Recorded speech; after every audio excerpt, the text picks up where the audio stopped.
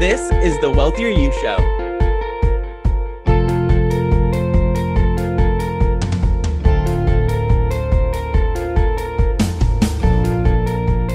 All right, guys, you guys are in for a treat today because I have a really good friend of mine. I met her in person at Social Media Marketing World, and we were in the lobby of one of the hotels. We were chatting for about 20 minutes about faith, about Jesus, about business, and it was absolutely awesome, and I knew I had to get her on the show. I'm incredibly excited to introduce to you Trivinia Barber. Trivinia is the founder of Priority VA, a boutique virtual assistant agency that matches elite-level online entrepreneurs like Amy Porterfield, Todd Herman, with highly skilled assistants who get the online space and come prepared to deliver massive ROI right out of the gate. Trivinia, thank you so much for being on the show. Sean, it is so my pleasure to be here with you. I was so excited to get to do this with you today. Okay, so tell me a little bit about Priority VA and how you got started working with virtual assistants. I know a lot of my audience members are VAs. Some of them are struggling. They don't know how to get that real long-term client or find success as a VA. How did you get started, and what specifically does Priority VA do? So I have a little bit of a different story because I actually started my VA career, back in corporate. Honestly, I was in a corporate gig working for a group of anesthesiologists and always just had this feeling and would tell my superiors all the time, I could do this from home. Why am I driving 45 minutes, paying $8 to park? All this stuff. It just always drove me nuts. And they never really believed it, that I could do and be as efficient as I was in the office at home, until I got pregnant and I was deciding to take 6 months off, and it was unpaid maternity leave. So it was going to be bad, financially for us, but it was going to be bad for them too, because I was going to be gone. And all of a sudden that idea sounded a little bit simpler to them. They're like, well, what if you worked virtually? So I said, okay, let's try it. So I did that for many years, working virtually, some days in the office, some days at home. And with each successive child that I had, worked a little bit more at home, less at the office. And then my husband and I decided to adopt, and felt like God called us to do that. That was a whole new ball game. So at that point I had to go all virtual, all at home. And thankfully they were open to that at that point, and that worked for years. And I started learning about the online space and helping them kind of, deal with some stuff in the online marketing world. And so that was great. And then they got bought out by a national company and they said, come on back to work. And I said, no, thank you. So I started needing to get my own clients. And honestly, I did what a lot of VAs do. And I feel like it's a really great segue. And I started working for an agency. So I worked for an agency, and that was fantastic. Was getting paid squat, nothing really, pennies on the dollar, but I got assigned some really high profile clients. And so because of that then opened up this whole space for me. And a lot of people were coming and saying oh, Trivinia, I want to work with you. And I ran out of time. I was already working full time when I said I only wanted to work part time. And the entrepreneurial light bulbs just went off. I had utilized the skill that I had in the anesthesia group, because what I did for them was I helped them onboard physicians and find and vet and onboard physicians into their company. And so I was like, well, why couldn't I do that for entrepreneurs that are looking for virtual assistants, and really mesh that skill set of me kind of having discernment and intuition and just those things of I can spot a good person and I can spot a bad person, and I can see what you need underneath the surface when you don't really know. So Priority VA was born about 4.5 years ago, started that, stopped doing all client work really just recently this February, where I said, I'm all in on being a CEO of this company, and I'm no longer going to be pushing the buttons and doing the work. And so we have a team of 83 subcontracted virtual assistants serving over 100 clients all around the world. And so and it's great. And so for those that, you said your audience has some VAs that maybe are struggling and really challenged to find long-term client work and stuff. And then here's what I would say to them. Yeah, it is hard for sure. I acknowledge that, you are not crazy. It is not you. It is just this space. A lot of entrepreneurs, especially those solopreneurs or, they're wantrepreneurs or whatever, those are just trying to get started. They're dipping the toe in the VA waters, guys. And you've got to just know that they don't have the revenue yet. They don't have the confidence yet because they've been burned by a lot of virtual assistants. And I'm the black sheep of the VA space. I admit it. I run very counterintuitive to what a lot of the kind of talking heads in this space say. Why I love you and your mission is that you are very much about serving others. And that's really what I've built my business on. I've said that if we just serve and make our clients our priority, hence priority VA, that the money will come, the accolades will come, that affirmation that we just need from the inside, it will come. But what a lot of other people are saying is like, it's all about you. And, we hear all the time, like, you wouldn't ask a plumber for their resume. Why do you ask a VA? I'm a business owner, and it's this sort of like hat that they're building their business built on like what's in it for them instead of what's in it for the client. And I've built $1 million business based on the fact that it's all about the client. And so whatever I'm doing is working. And so I encourage other people to do that, to really just focus on the client and how you can serve them. I'm not saying getting taken advantage of. I don't want that for anyone. And I'm not saying don't charge what you're worth, but I'm saying make it about your clients. And I promise you, all of that fame and success and blah, blah, blah that we all want, it just naturally occurs that way. So how do you balance serving incredibly, like exceptionally, and being that servant worker in your business as a VA, and also creating that boundary that they're not going to get taken care of? Because I know several individuals who are entrepreneurs who are going to ask for everything, right? Like they're going to ask, give me everything, give me 40 hours plus some. I had a client tell me one time, very honestly, and I respected the fact that they were honest about it. I want a virtual assistant to be available for me 24/7, but I don't want to pay for it. I mean, they were at least honest about it, right? They at least said it. And so how I was able to layer that in is to say, like, that's okay. And if you need availability 24/7, we can make that happen for you. It can't be one person. It can't be. And here's how we can make that work for them. So I just always instead of just saying like, here's the problem, I identified the problem, but also gave them a solution. And so for those virtual assistants that are like my clients just wanting the world, right? I say clients want unicorns all the time, guys. They do. They want you to be their graphic designer and their copy editor and all of that stuff. And don't fall into that trap. You don't have to be all things for all people. I'm against the grain here. I don't think you have to so niche down and you're only going to be the social media VA. I don't think that that's necessary, because I guarantee you when I started for Amy Porterfield, I wasn't writing her content. Like I was doing customer service for her, right? And it was because I raised my hand and said, yeah, I'll try it. Sure. That I was able to start doing more higher level things for her, right? And so I feel like we limit ourselves when we niche down so much that we kind of don't really know a skill that we didn't know we had, or, something that we hated. I was doing podcast editing. I'd rather gouge my eyes out than do podcast editing, right? I did it and it paid me really well. And I was able to like build a reputation for having the ability to do that stuff. So, it's important to create those boundaries, but be flexible because your clients' needs will change. What's funny, I'm sorry to cut you off, but what's funny about the fact that you said you did something and you hated it is almost against the grain of just pursue your passion, what you love, and all the things will come to you, right? Yeah. I mean, we are all entrepreneurs. VAs are entrepreneurs. Yes, they're business owners and all that. But really, if you have virtual assistant in your title, your job is to help people. That is your job, is to help and to serve them. And if that's not truly inside of you, if that's not a core value, if it's all about creating a lifestyle business and all of that stuff, maybe being a virtual assistant is not for you. And I say that with all due respect to people, but people that want to have these VA businesses and they really don't want to serve, then they're kind of in the wrong business. Create a product and you can do that and you can have passive income and you can create all of those things. I just personally don't believe that if we're in a service-based business that we can get away without serving. That's just my reality.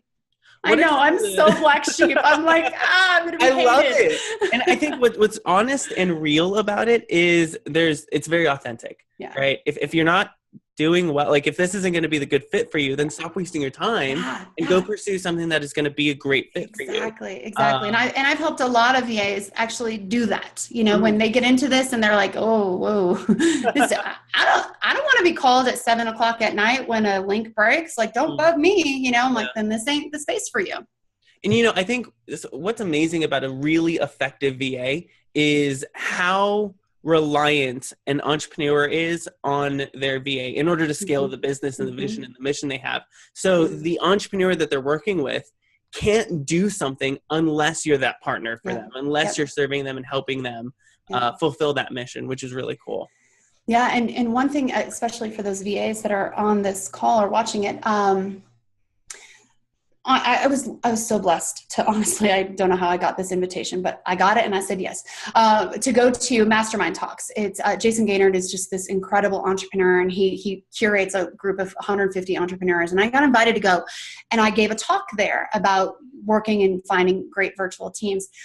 I was talking literally to entrepreneurs that have $50 million businesses. I mean, these are people, like, they know what they are doing. And the common theme that I heard through everyone is that the hardest thing that people have in their business is finding partner, virtual assistants, executive assistants, whatever, that they can trust. The VA industry has such a bad rap, you guys, because we have flaked and we have bailed and we have demanded these crazy rates that you can't get when you just came working from Target. We have burned so many entrepreneurs, and I feel like I have an uphill battle to climb to prove that this industry is worthy, and to prove that this is a viable solution for people. They can't find people that they can trust. And so for those of you who want to grow this business and you're all in on this and like you want this to be your thing, you got to be trustworthy, and you've got to do what you say you're going to do, and you got to not overstate your skills. I see that a lot. You know, people just want a gig, and so they overstate their skills, and then they get into the thick of it and they're like, I can't really do this. So be truthful, have integrity, and know who you are, and be proud of that, and just fully step into that, how God created you to be. So, I mean, you just mentioned, who God created you to be. And I think there was a status you posted a couple of maybe weeks ago where you said you absolutely love when you can talk about Jesus with some of your clients. How has faith been applied? I mean, how has it affected your success, your business, some of the decisions you've made? I have had clients choose to not work with me because I'm pretty faith forward, and that's okay. I've had VAs challenge me and ask if I was being discriminatory because I'm so open about my faith. I've had attorneys tell me I should not mention my faith at all. So it has been, and I'm like, how does Chick-fil-A do it? Chick-fil-A does it. Like, why can't I, and so I've had to learn how to incorporate my faith in an authentic way that didn't feel manufactured to me, because that's what I felt like I was being told by people much smarter than me, that it just needed to be very strategic. And I was like, well, I'm sorry if I say something about Jesus, like I'm sorry, it's just going to come out. So my faith has impacted my business in a few ways. I've had to make some really, really hard choices in my business, choices to say no to clients that would bring me a lot of money because our values just didn't align. I've had to say no to working with virtual assistants because I've seen them be bashing people like me. And so, things like that. So that's always had to play a part in it.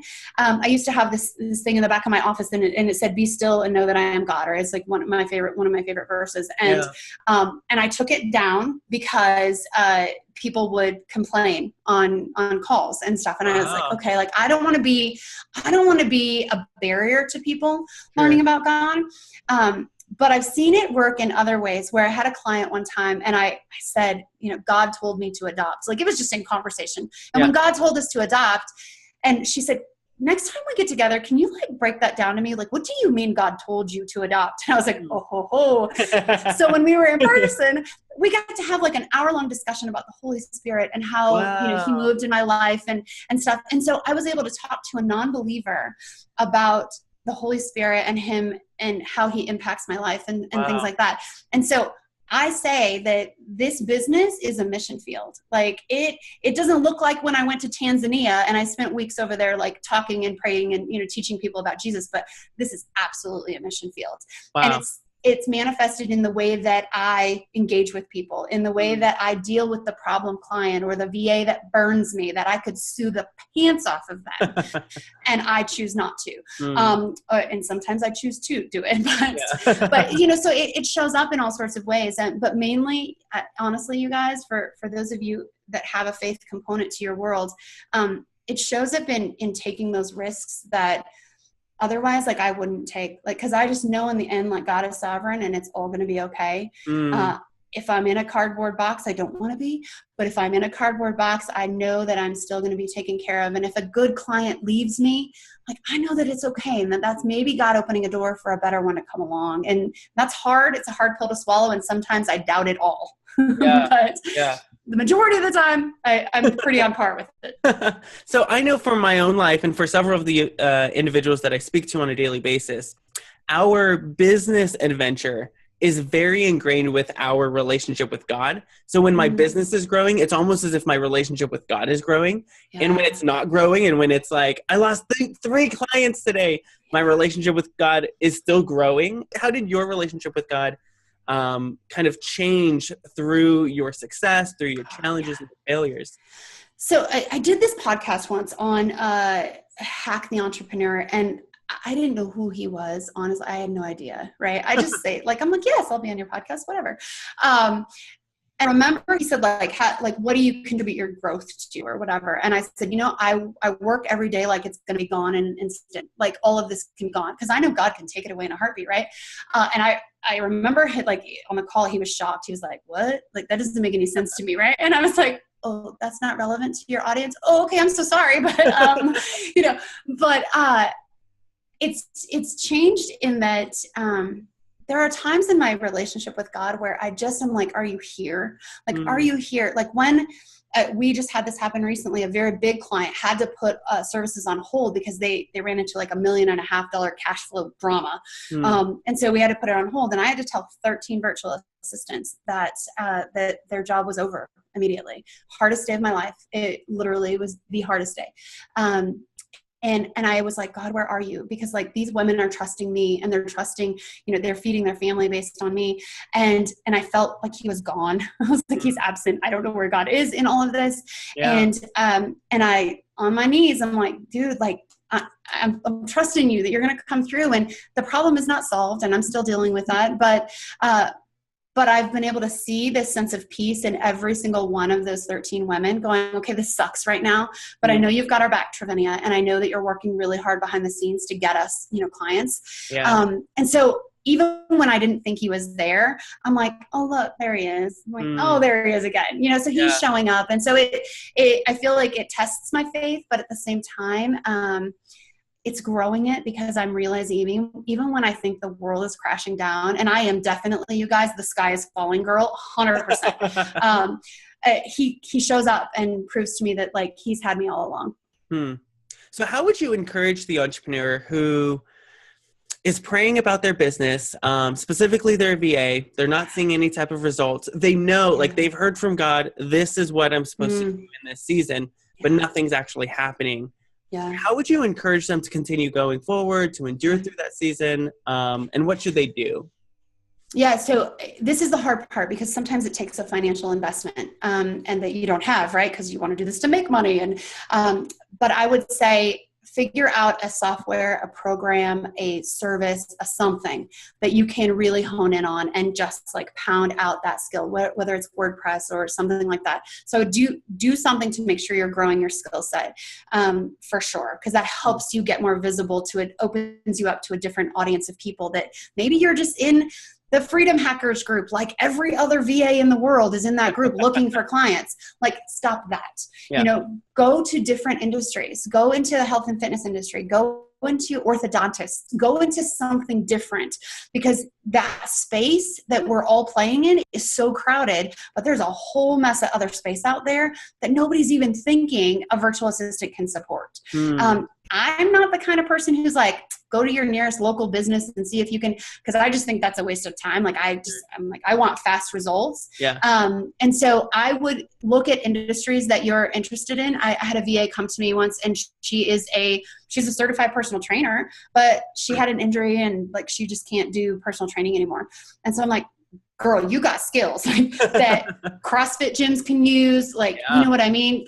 Online personal trainers can use. I'm like, that's where you need to go. It's because that's where you can write for them. You can help create social content for them. And there's so many things you can do.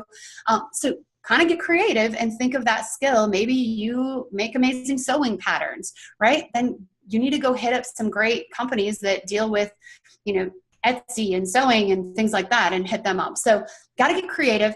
And then the other thing that I would think of, not to say that I need more applicants to my company, because we get about 100 a week, but look into an agency, look into it. Yes, you will be subcontracted. Yes, your rates will be lower. Deal with it. And because here's what's happening to you on the flip side, whether it's Priority VA or another company, and there are a ton of them out there, they are going to do all the marketing for you. They're going to be finding the clients for you. They're going to be, if they're like mine, giving you training for free. They're going to be doing things like that to help grow and help you enhance your skill set. And there's a trade-off there. You take a little bit less pay. You have the stability and still the freedom that you're after, and you get to grow along the way. Earn a better skill set. Yeah. And I think what speaks to that too is you get to build this community with other VAs, I'm sure, who have seen amazing successes and be able to establish yourself in that community.